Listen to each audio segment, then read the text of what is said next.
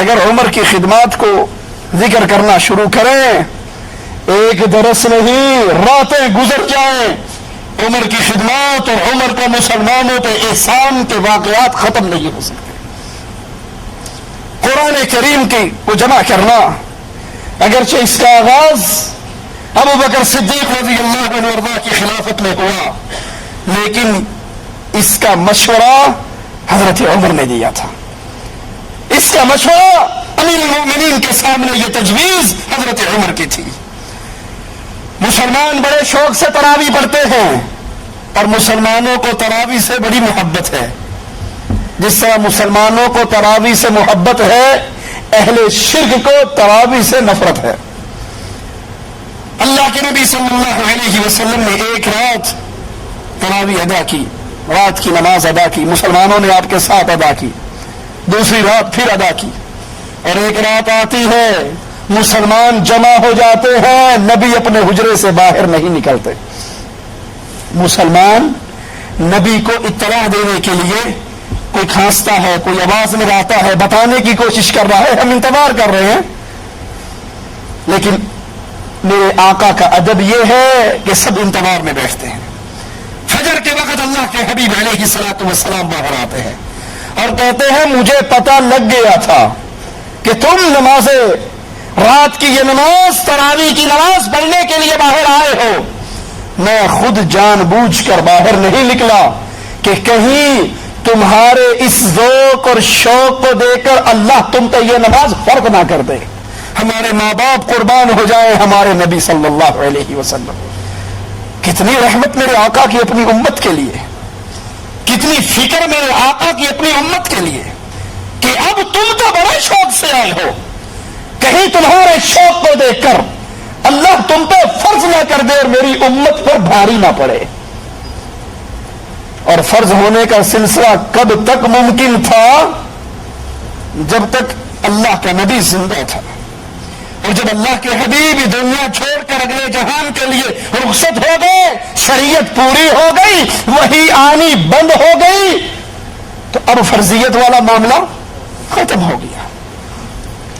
امیر المؤمنین عمر بن خطاب رضی اللہ عنہ وارضاہ نے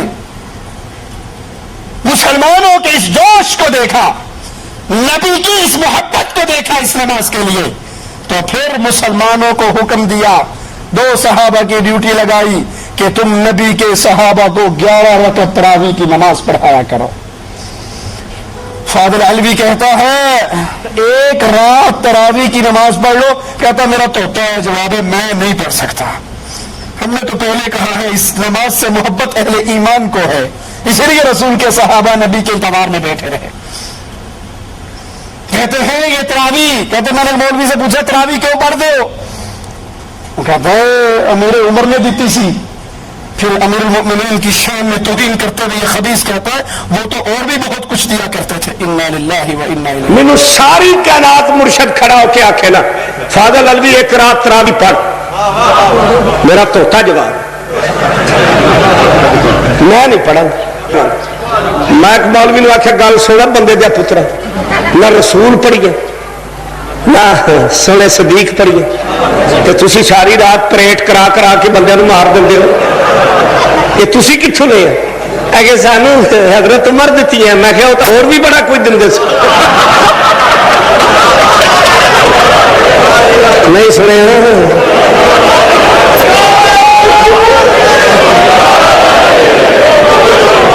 ابھی اصلا تو خیر من النامہ میں دیتی ہے نا. لا حول ولا قوة الا باللہ. وہ امیر عمر رضی اللہ عنہ وارضاہ جو اللہ کے نبی کے پیارے آپ کے ساتھی آج اس کی میری اور تمہاری گلیوں میں اس کی توہین کی جاتی ہے اور توہین کرنے والے اپنے آپ کو مومن سمجھتے ہیں اور جن کے ایمان کی گارنٹی امام الانبیاء نے دی تھی اس کے ایمان کا انکار کرتے ہیں.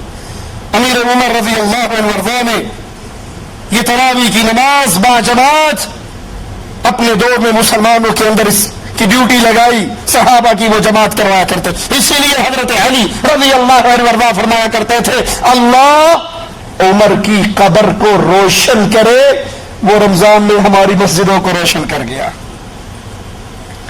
اللہ امیر عمر کی روشن کرے. وہ رمضان کی راتوں میں اہل ایمان کی مسجدوں کو روشن کر گیا. آذان کے کلمات جب مسلمان مدینے میں پہنچے، کسی نے کچھ مشورہ دیا، کسی نے کچھ مشورہ دیا. امیر عمر رضی اللہ عنہ وارضاہ نے یہ آذان کے کلمات جو خواب میں دیکھے وہ رسول کریم صلی اللہ علیہ وسلم کے سامنے پڑھے. آپ کو یہ تجویز پسند آئی اور وہاں سے آذان کا سلسلہ شروع ہوا.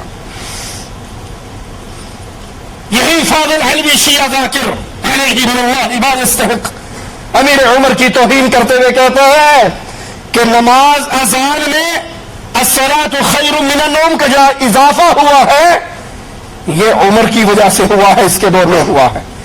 کیونکہ یہ عمر بہت کھایا کرتا تھا اور دیر تک سویا کرتا تھا، اس لیے پھر یہ اضافہ ہوا.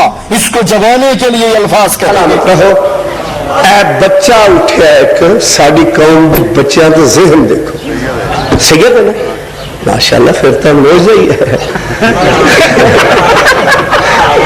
فرما رہے ہیں بچہ سید زادہ کہ علوی صاحب الصلاۃ خیر من النوم کے بارے میں بتائیں. یعنی انہوں بھی ماسٹر نے کوئی ہور ہی لین دسی ہے، یعنی دکھی بچہ ہے نا. عزیز محترم مثال کی طرح بیٹا دل دی تختی تے تویز بنا لے الصلاۃ خیر من النوم. یہ جڑے سن نا یعنی کہ یعنی ایک نہیں یعنی بڑے سارے کہتے کھاندے پیندے سی بڑی دیر تے سوندے سی. بیٹھو اور بھی بڑا کچھ کرتے سی. لا حول ولا قوة الا باللہ انا للہ و انا الیہ راجعون.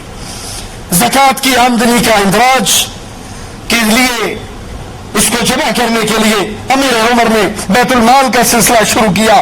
جہاد اور جنگی خدمات کے لیے امیر عمر نے تمام غزوات میں شامل رہے اور پھر ابو بکر رضی اللہ عنہ کے دور سے جو فتوحات کا سلسلہ شروع ہوا امیر عمر کے دور کے اندر وہ مزید پھیلتا رہا، یہاں تک کہ شام اور فلسطین کے دروازوں پر مسلمان پہنچے، عراق اور فارس کے دروازوں پر مسلمان پہنچے اور مصر کی فتوحات کے دروازے یہیں سے کھلے. یہ امیر عمر کی خلافت کی ایک عظیم یادگار ہے. امیر عمر کے دور میں فوجی دفتر کی تربیت، رضاکاروں کے وظائف، یہ ساری ترتیبات مملکت کا نظام چلانے کے لیے یہ اس کا ابتدا حضرت عمر رضی اللہ عنہ کے دور سے ہوئی. زراعت کی ترقی کے لیے امیر عمر نے مسلمانوں کے ملکوں میں نہریں کھدوائی، کوفہ، بصرہ، موصل جیسے شہر امیر عمر نے آباد کروائے اور جو ممالک فتح ہو گئے ان کو صوبہ جات میں تقسیم کیا، جیل خانے قائم کیے، مناسب مقامات پر مسلمان فوجوں کی چوکیاں قائم کی، مختلف شہروں میں مہمان خانے تعمیر کروائے، تعلیم دین کے لیے علماء، قراء اور معلمین کا انتظام کیا. مکہ اور مدینہ کے درمیان ہر منزل پر چوکیے بنوائی اور چشمے جاری کیے. مسلمانوں کی خدمت کرتے ہوئے امیر عمر یہ دنیا چھوڑ کے اللہ کے پاس گئے. یہ وہ ہستی ہے جو اکثر اپنے رب سے دعا کیا کرتی تھی. امیر المؤمنین اللہ سے مانگا کرتے تھے کیا؟ اللہم ارزقنی شہادۃ فی سبیلک، اے اللہ مجھے اپنے راستے میں شہادت کی موت عطا فرما.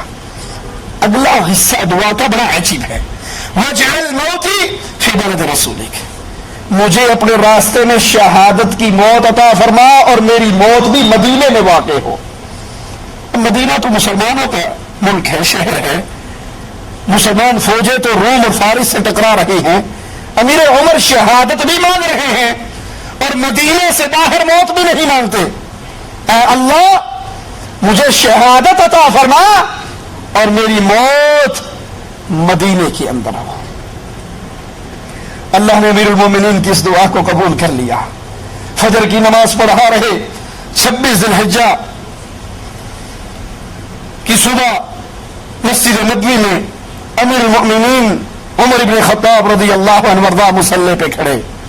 ابو لؤلؤ مجوسی، فیروز نامی مجوسی، وہ 2 دھاری خنجر لے کر امیر المؤمنین پہ حملہ کرتا ہے اور آپ کو شدید زخمی کر دیتا ہے.